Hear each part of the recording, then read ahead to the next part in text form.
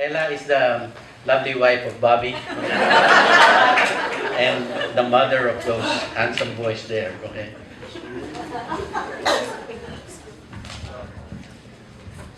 Good morning. It's Mother's Day.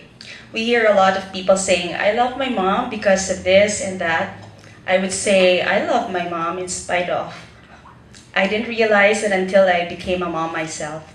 I hope my kids will also say that as well. I've been a mom for 18 years. It's a tough job, but the most rewarding of all careers. It doesn't cost me a fortune, but gives me an incomparable joy. Each family is unique, but there's one common strategy every parent needs to apply as they launch their child to the future. Proverbs 22:6 says, train up a child in the way he should go, and when he is old, he will not depart from it. It has been said that it is better to build a boy when they are young than to repair a man or a girl to a woman. But how can we do that? For our part, we started them young. We brought them to church. We listened to Christian music in the car, we prayed together as a family, and we were transparent with them. They knew our deepest problems and difficulties. They knew if we didn't have money, they also knew of my fear of getting laid off a couple of years ago, my husband without a job last year, and so on. When my eldest son was in 5th grade, I told them that we had to pay $1,700 to the apartment owner because of moving out penalties. And we didn't have the money that time. One day, I saw this envelope inside my purse with $21 bills. I asked where the money came from, and my son said, Mom, I sold cartoon strips to my classmates, and they paid me $1 for each. This is for the money we owe for the apartment owner. It broke my heart. Their training was as natural as the activities of our day. They see how we handle difficulties and the daily grinds of life. Not only by what you say, but more importantly by what you do. In 1 Corinthians 10:31, it says there, so whether you eat or drink or whatever you do, do everything for the glory of God. They always hear this verse from their father, and we try our best to show it. We had invested in musical instruments because we knew someday they could serve the Lord with their talents. It is important for them to know that they are being prepared for the ministry, which is their act of worship. We are also supportive about the things they are passionate about, like rock climbing and other things. We also found quality time in the quantity of time we spent with them. We have never missed band performances, soccer games, tennis games, awards nights, spelling bees, open house, and etc. Showing them that you care for their friends is also a way of showing them that you love them. We kiss them each morning they wake up, hug them for a good job, kiss them goodnight, or just talk to them just about anything, even when it's just a drive home. They were very special, those drives home. Just being there for your son is also a way to show them that you care.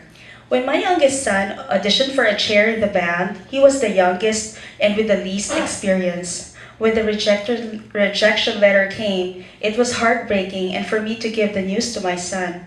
We cried together that day, but the very next year, he became the first chair. It has been said that rules without relationship will produce rebellion. In Hebrews, whom the Lord loves, he chastens and scourges every son he receives.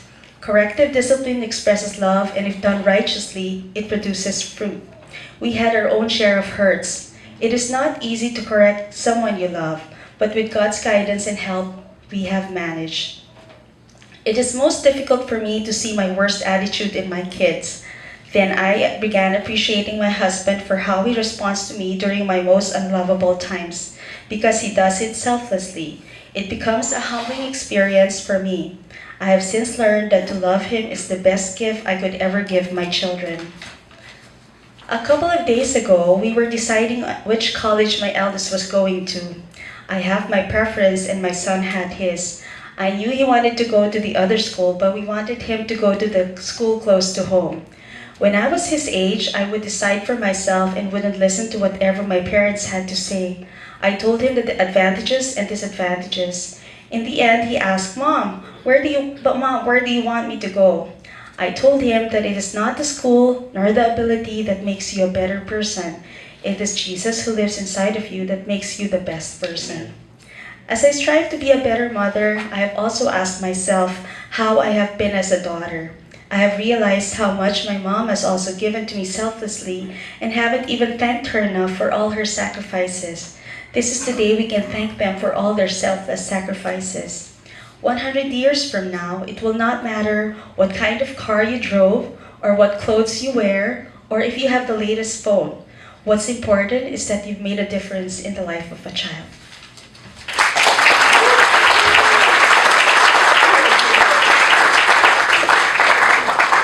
I'd like to call on one of the sons to say how he feels about his mom. I didn't cry. Mine's not as long. So, okay. There's always a person in one's life who can bring you from your lowest of lows and turn them into the peaks of your life. For some, that may be a husband or a wife, a best friend, a grandma or grandpa, or other family members and relatives. Well, in my case, I'm not old enough for a wife yet, so that's out of the equation. My grandma and grandpa are in the Philippines, so I guess that's gone. A best friend? I have two, but we're all graduating soon and they're moving away for college. But there's one more person in my life that has pulled me along the way, and even dragged me along at times. As I've grown older, and as I still grow, I've begun to think more independently of myself, and at times I get carried away. My mom seems to be able to cure that independent and rebellious nature by simply being herself, reminding me of everything she's taught me even while I was young. My mom has been my anchor in various parts of my life, especially in my academics. Even when I fail to perform, from my point of view, she's right there by my side, checking up on me and asking if she could help in any way, even if the information was foreign to her. What I really appreciate is how my parents have raised me. Just as God does not hesitate to take away the things that are bad for us, my parents aren't afraid to make the difficult decisions for me, despite how much I would prefer something else. I'm really glad they raised me the way they did, because it's allowed me to understand their point of view better, despite how much I may protest against it. If there was a love on this earth that could even describe a fraction of the love of the Creator, it would be that of a mother's love towards her children. Even so, a mother isn't perfect, and neither are her children, but my mom does her best to model her life after Christ.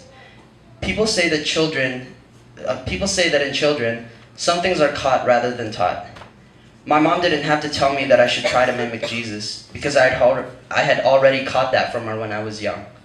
My mom has sacrificed so much for me, and the simple notion of her thanking me for helping her send documents or scan papers is enough.